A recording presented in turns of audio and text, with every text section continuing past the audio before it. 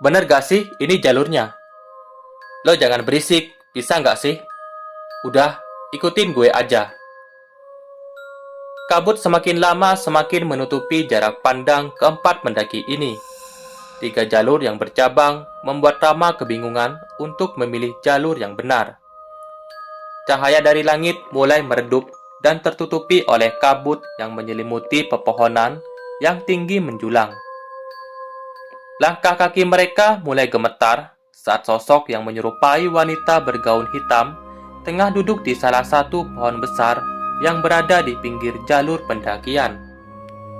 Rama yang berada paling depan tiba-tiba saja menghentikan langkah dan membuat ketiga temannya terkejut dan menabrak Rama yang tiba-tiba saja berhenti mendadak. "Lo kenapa berhenti sih?"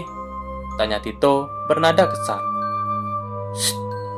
Rama menempelkan jari telunjuk pada bibirnya dan melemparkan pandangannya ke arah wanita yang sedang duduk di dahan pohon tersebut. Seketika pandangan keempat pendaki tersebut tertuju pada sosok yang dimaksud Rama. Terdengar suara ketakutan dari Rani yang berada persis di belakang Tito. "Tuh, siapa?" ungkap Rani dengan nada gemetar. Pandangan mereka berfokus pada sosok wanita bergaun hitam dan seketika semilir angin berhembus bersamaan dengan kabut yang menggulung dari arah puncak Gunung Ciremai. Mereka berempat saling berpegangan, ketakutan membuat mereka seakan-akan tidak memiliki tenaga untuk menopang tubuhnya masing-masing. "Prak! Tolong! Tolong! Jangan ganggu! Pergi lo!" Rama, Rina, dan Tito spontan menengok suara teriakan Adi yang berada paling belakang. Suasana semakin mencekam saat mereka melihat Adi sedang berteriak histeris dan menunjuk-nunjuk ke arah pepohonan di pinggir jurang. Rama berlari dan menarik ransel yang melekat di punggung Adi. "Di, lo kenapa? Sadar Di, sadar." "Ram, gue takut. Gue mau pulang." "Ram." Adi merengek seperti anak kecil, dengan tatapan mata yang terus tertuju ke arah jurang. Entah apa yang salah dengan pendakian mereka berempat, tapi teror ini terus berlangsung dan membuat keempat pendaki tersebut ketakutan. Penampakan sosok wanita bergaun hitam dan sosok misterius yang dilihat Adi telah membuat nyali mereka berempat ciut. Tiba-tiba, "Pandan! Kalian nyium bau pandan gak?" ungkap Rina sambil memeluk tangan Tito dengan sangat keras. Seketika suasana menjadi amat sunyi setelah penciuman mereka terusik oleh bau pandan yang berada di tengah hutan Gunung Ciremai. Rama yang menjadi pemimpin di pendakian ini terlihat ketakutan.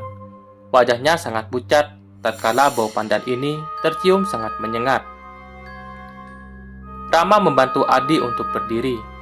Setelah itu tatapan matanya liar, menyapu sekitar hutan yang mulai gelap dan tertutupi kabut tebal. Kedua tangannya diangkat setengah dada untuk memberikan perintah agar ketiga temannya tetap tenang. "Wewe Gombel!" Mendengar kata-kata yang keluar dari mulut Rama, membuat ketiga temannya membayangkan sosok wanita yang amat menyeramkan, dan kehadiran sosok tersebut diawali dengan bau pandan yang amat menyengat. Tak selang beberapa lama, angin bertiup kencang dan membuat suasana di dalam hutan menggema, seperti suara tawa yang amat menakutkan. Rama yang kini berada paling depan kembali melihat sosok yang tadi ia dimaksudkan. "Ia datang." "Siapa? Siapa yang datang?" "Wewe Gombel, mulai sekarang, lo semua berdoa dalam hati, dan gimana pun caranya, jangan sampai natap matanya. Kalau tidak kenapa, Ram?" ucap Adi memotong ucapan Rama. "Lo bakal dibawa ke alamnya dan gak akan kembali." Suara Rama terdengar gemetar ketika memberitahukan hal ini kepada ketiga temannya. Keadaan hutan seketika mendadak menjadi amat sunyi. Detak jantung keempat pendaki tersebut terdengar dan membuat ketakutan semakin menjadi-jadi. "Ah, gue kagak takut. Woi, maju lo sini. Lawan gue!" teriak Tito dengan sangat lantang. Tak berselang lama, terlihat dari arah atas pohon, sosok tersebut turun dengan sangat cepat dan berhenti persis di hadapan Tito dengan tubuh terbalik. Sosok wanita yang amat menyeramkan dengan tubuh yang dipenuhi oleh luka yang menganga dan bernanah. Bau pandan seketika tergantikan dengan bau busuk yang sangat menyengat. Tubuh Tito terlihat tak bergerak. Sosok Wewe Gombel kini tengah menatap ke dalam mata Tito. Perlahan tubuh Tito dirangkul dengan sangat erat, dan dengan cepat tubuh Tito ditarik ke atas, lalu menghilang di kegelapan. Yang tersisa hanyalah teriakan Tito dari kejauhan dan permintaan maafnya. "Lari!" Rama menarik tangan Rina dan juga Adi. Mereka tak menyia-nyiakan kesempatan ini dan berlari menyelamatkan diri. Entah akan kemana pelarian mereka bertiga. Yang ada di dalam benak mereka adalah berlari dan menjauh dari sosok yang amat menyeramkan tersebut. Sekitar 1 jam mereka bertiga berlari. Di depan sana mereka melihat 6 orang pendaki yang kebetulan ingin mendaki ke gunung tersebut. Langkah kaki mereka terhenti dan bersandar pada salah satu pohon yang berada di pinggir jalur pendakian. "Apakah di antara kalian ada yang bernama Rama?" tanya salah satu pendaki yang memakai pakaian seperti tim SAR. Saya Rama, Bang," jawab Rama terengah-engah. "Alhamdulillah, akhirnya kalian kami temukan. Ayo, kami bantu bawakan tas kalian dan kita harus segera turun dari hutan ini," ucap pemuda tadi.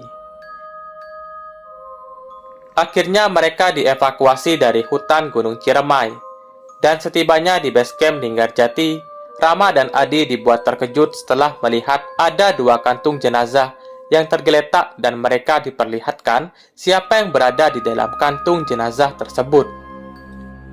Srek, sleting pun dibuka. Rama dan Adi terduduk lemas ketika melihat 2 temannya yang tengah berada di dalam kantung jenazah. "Mereka berdua kami temukan sedang berbaring di bawah pohon besar dengan keadaan tanpa busana. Apakah benar ini teman kalian?" Rama dan Adi hanya saling menatap dan tidak mengeluarkan suara sedikit pun. Rama dan Adi menyesal atas nasib kedua temannya yang telah menjadi tumbal Gunung Ciremai. Seminggu berlalu kejadian ini, tapi bayang-bayang tentang teman kami yang meninggalkan misteri. Entah kenapa, kami secara bersamaan bermimpi kedua teman kami yang telah meninggal. Roh mereka datang setiap kami tidur. Seakan-akan ada yang ingin disampaikan. Akhirnya, kami membicarakan dan membawa mimpi ini ke dukun untuk dicari apa artinya. Dan kami pergi ke Mbah Waluyo untuk diterawang. Dan Mbah Waluyo mengatakan bahwa kedua temanku memintaku untuk pergi ke Gunung Ciremai dan mengikuti jejaknya. Alhasil aku tercengang, karena itu hal yang mustahil. Sama saja aku bunuh diri kalau mengikuti kemauan kedua temanku yang telah meninggal itu. Namun Mbah Waluyo mengatakan, "Jangan khawatir, ini godaan setan di Gunung Ciremai saja, bukan roh dari kedua temanku. Karena sejatinya orang yang meninggal sudah di alam yang berbeda dan mempunyai urusan masing-masing," tutur Mbah Waluyo. Kemudian Mbah Waluyo memberikan aku mantra untuk dibacakan sebelum tidur, untuk menetralisir gangguan setan Gunung Ciremai. Dan Mbah Waluyo mengatakan bahwa aku ketempelan jin. Lantas aku kaget, dan tiba-tiba tubuhku kejang-kejang. Aku merasakan seperti ada yang merasuki. Namun Mbah Waluyo tahan, dan setelah itu aku meminta untuk penyembuhan kepada Mbah Waluyo. Mbah Waluyo meminta syarat agar kami tidak sesekali mendaki ke Gunung Ciremai lagi. Itu syarat yang Mbah Waluyo ajukan sebelum membersihkan diriku dari gangguan setan. Lanjut Mbah Waluyo memberikan segelas air untuk diminum. Setengah jam berlalu, kini aku berhasil dibersihkan berkat bantuan Mbah Waluyo. Badanku serasa sehat dan enteng, seperti sedia kala.